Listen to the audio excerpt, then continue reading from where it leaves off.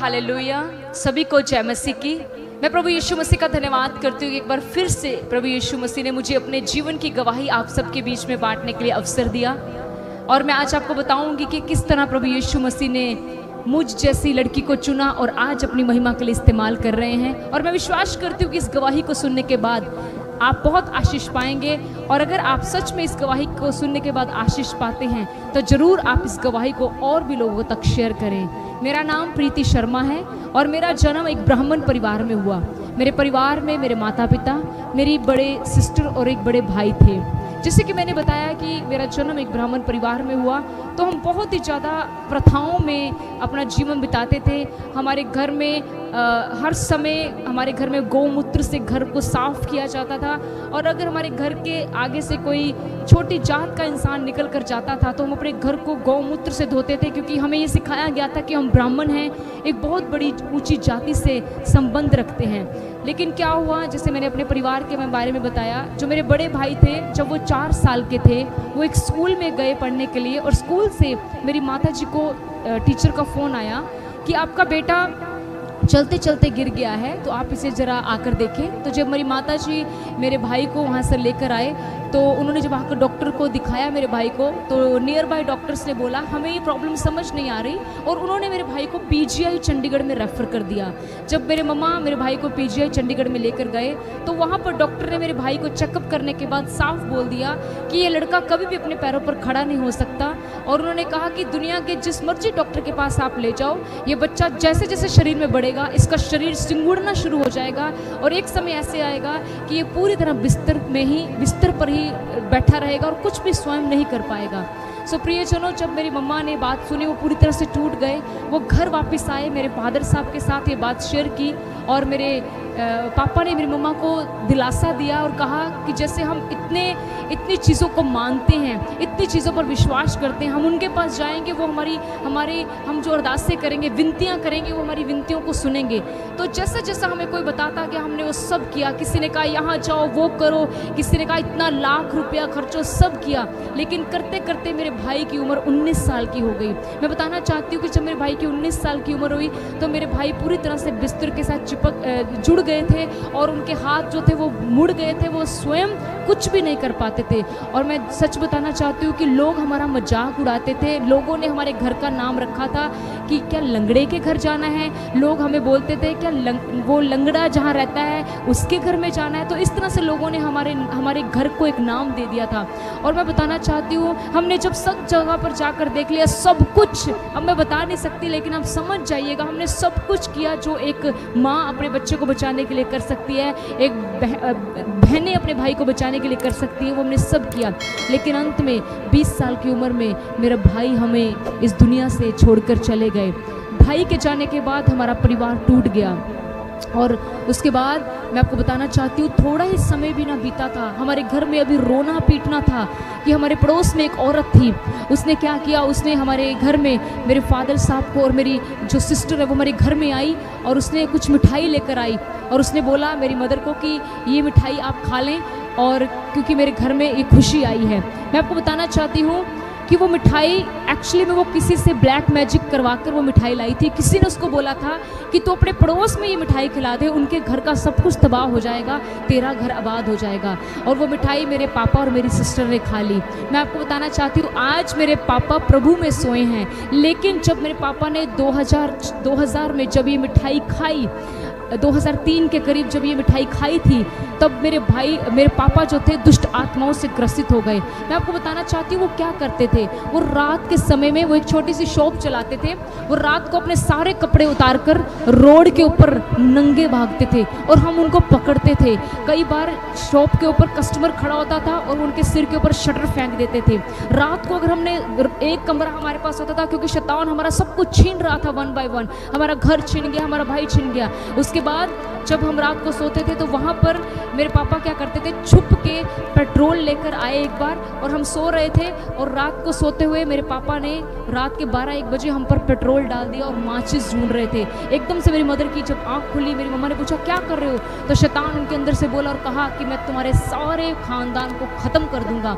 मेरे पापा 5-5, 6-6 घंटे बाथरूम में बंद होकर बड़ी बड़ी चिट्ठियाँ लिखते थे, जिसमें वो कहते थे कि कोई है जो मुझे और हमारे परिवार को मारना चाहता है, मुझे बचा लिया जाए। प्रियजनों, मैं आपको शॉर्ट में बताती हूँ कि हम ऐसे करते करते समय बीतता गया। एक तरफ मेरे पापा की तबीयत खराब हो गई, दूसरी तरफ मेरी बहन की। मेरी बहन किचन में जाती थी, कहती थी मैं कुछ काम करने के लिए जा रही हूँ, वहाँ से चाकू के साथ अपने हाथों को काट लेती थी और उसके हाथों से ब्लड निकलता था। मैं आपको बताना नहीं चाहती कि हमारे घर के हालात इतने बदतर हो गए। थोड़े समय बाद मेरे पापा की टांग में एक छोटा सा दाना हुआ।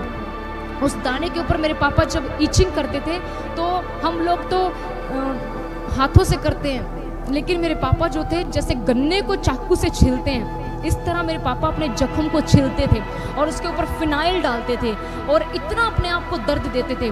और शैतान उनके अंदर से बोलता था कि मैं तुम्हें ऐसे दर्द दे दे के मारूंगा।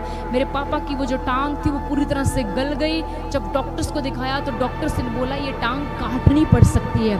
प्रियजनों, 2004 में हम पूरी तरह से टूट गए। बिस्तरे पर मेरे पापा, मेरी बहन, अभी थोड़े ही समय हुआ था भाई की डेथ को, और हमारा परिवार इस समय दुखों से घिर गया।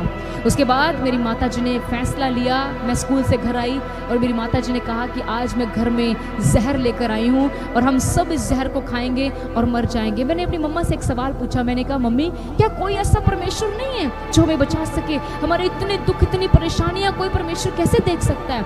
जैसे मैंने बात बोली, थोड़े समय बाद हमारे दरवाजे पर एक नोक हुई। जैसे परमेश्वर का वचन कहता है कि देखो मैं तुम्हारे दिल के दरवाजे पर खड़ा होकर खटखटाता हूँ, अगर तुम आवाज़ सुनकर खोलोगे तो मैं भीतर आ जाऊँगा। उस शाम जब दरवाज़ा खोलने के लिए मैं गई तो मैं बताना चाहती हूँ कि मैं ही उस समय दरवाज़ा खोलने के लिए गई और वहाँ पर एक प्रभु के दास खड़े थे मेरे पापा के दोस्त के साथ। उन्होंने अपने हाथ में बाइबल पकड़ी थी और उन्होंने ऐसा कहा कि बेटा ये बाइबल नहीं है, ये मेडिसिन है, इसको अपने घर में आने दो। जैसे ही मेडिसिन तुम्हारे घर में आएगी, तुम्हारे घर में से हर बीमारी, हर एक रोग बाहर निकल जाएगा। मेरी मम्मा ने कहा हम सब तरफ जा चुके हैं, इन्हें भी आने दो। जब वो प्रभु के दास अंदर आए, मेरे पापा को ऐसे हालात में देखा, जो टांग थी पस निकल रहा है, जख्म से भरी हुई है, बहन को बांधा हुआ है, बहन बड़ी दुखी अवस्था में है, तो उन्होंने घुटने टेक कर कहा प्रभु तेरा धन्यवाद, क्योंकि आज इस ब्राह्मण परिवार में उद्धार की रात है। प्रियजनों, उन्होंने क्या किया, उन्होंने तेल बनाकर प्रार्थना करके दिया और मेरी मम्मी से बोला कि आप हर दिन एक दिन में 2-2 बार प्रभु का लहू बोलकर लगाएं। मैं आपको बताना चाहती हूँ मेरी मदर ने एक दिन में 3-3 बार बोलकर, क्योंकि हम ब्राह्मण परिवार से थे, हमें यीशु मसीह के बारे में कुछ नहीं पता था, लेकिन बार बार विश्वास से बोलते थे कि यीशु मसीह का लहू चंगा करता है। मैं आपको बताना चाहती हूँ जिस टांग को डॉक्टर ने बोला काटनी पड़ेगी, जो जख्म रुक नहीं रहा था, यीशु मसीह के लहू ने उस खुले हुए जख्म को बंद कर दिया। जब तक मेरे पापा प्रभु में सोए नहीं, वो जख्म कभी भी दोबारा नहीं उभरा। जब जख्म ठीक हुआ, हमने पास्टर को फ़ोन किया, पास्टर साहब जख्म ठीक हो गया है। उन्होंने कहा अभी वेट करें, अभी प्रभु आपको बहुत कुछ देना चाहता है। हमने पास्टर जी को कॉल किया, उन्होंने कहा आप चर्च आएँ। हम चर्च गए, वहाँ पर मेरी सिस्टर और मेरे पापा के अंदर से बहुत सी दुष्ट आत्माएं निकली और इस तरह 2004 में हमारा पूरा परिवार आज़ाद हो गया। और जब उन्होंने कहा बारी आई यीशु मसीह को कबूल करने की, क्योंकि बहुत सारे लोग चमत्कार ले लेते हैं, छुटकारा ले लेते हैं, लेकिन जब बात यीशु मसीह को अपना उद्धारकर्ता मानने की आती है, लोग घबराते हैं। लेकिन प्रियजनों, 2004 में प्रभु के दास ने हमसे पूछा क्या आप यीशु मसीह को अपना मुक्तिदाता कबूल करते हैं? हमने कहा जिस परमेश्वर ने हमें मृत्यु से बचाया, जिस परमेश्वर ने हमारे दुखों में हमारी सुधि ली, हम उसी परमेश्वर को अर्थात यीशु मसीह को अपना उद्धारकर्ता कबूल करते हैं। 2004 में हमने यीशु मसीह को अपना उद्धारकर्ता कबूल किया और उसके बाद प्रभु ने हमारे घर में सब कुछ ठीक कर दिया। मेरे पापा तंदुरुस्त हो गए, बहन तंदुरुस्त हो गए। लेकिन मैं बताना चाहती हूँ अंत में, लेकिन जब सब ठीक हो गए, मेरे मन में एक सपना था कि मैं पढ़ूँ लिखूँ और मैं CA बनूँ, क्योंकि मैं चाहती थी कि मैं अपने फादर का हैंड बनूं। जैसे कि भाई नहीं था तो मैं चाहती थी कि मैं अपने फादर की सपोर्ट करूं। लेकिन जैसे परमेश्वर का वचन कहता है कि प्रभु की योजनाएं हमारे लिए अलग हैं। सच में प्रियजनों, प्रभु ने मुझे अपनी महिमा के लिए चुना था। मैंने जब अपनी +2 कंप्लीट की तो एक प्रभु के दास एक शाम हमारे घर आए और उन्होंने मुझे बोला, बेटा प्रभु ने तुम्हें चुना है अपने कामों के लिए। तो मैंने उन्हें साफ बोला कि मैं प्रभु के काम कैसे कर सकती हूँ, मैं कैसे मानूं कि प्रभु ने मुझे चुना है। उन्होंने मुझे एक बात कही, उन्होंने कहा अगर आज की रात तुम्हें प्रभु एक दर्शन दे जिसमें तुम कुछ देखो तो क्या तुम मानोगी। मैंने कहा ठीक है मैं मानूंगी। आपको पता उस रात क्या हुआ, मैं सच कहती हूँ, उस रात जब मैं सोई मैंने देखा मेरे हाथ में बाइबल है और मुझे लाखों सिर ही नजर आ रहे हैं और उनके बीच में मैं एक माइक पकड़ा और बाइबल पकड़ के उनको कुछ बता रही हूँ। अगले दिन मैंने प्रभु के दास को बताया कि मुझे ऐसा दर्शन मिला है और उसके बाद मैं परमेश्वर का वचन सीखने के लिए गई गुड़गांव में ग्रेस बाइबल। आप सभी को जय मसीह की दोस्तों, मेरा नाम है रोहित कुमार। आप देख रहे हैं सच्ची और भक्ति चैनल में आप सभी का स्वागत करता हूं। दोस्तों, आप सभी लोगों ने वीडियो के पहले देखा होगा अंकुर नरूला जी की सामर्थ्य से भरी प्रार्थनाएं। दोस्तों, उनकी प्रार्थनाएं सुनकर के आज लाखों लोगों के जीवन में चंगाई मिली है। लाखों लोगों के जीवन में बहुत सारी समस्याएं और बहुत सारी दिक्कतें दूर हुई हैं। तो जितने मेरे मसीह भाई बहन हैं, आप सभी लोगों से कहना चाहता हूं, जिनका विश्वास कमज़ोर है, जिनका विश्वास आज परमेश्वर के वचन से उड़ गया है। जैसे कि बहुत से ऐसे लोग होते हैं जो कहते हैं कि हम 5 साल हो गए एक विश्वासी बने हुए, लेकिन मेरे प्रियो उनके जीवन में कमज़ोरियां रहती हैं।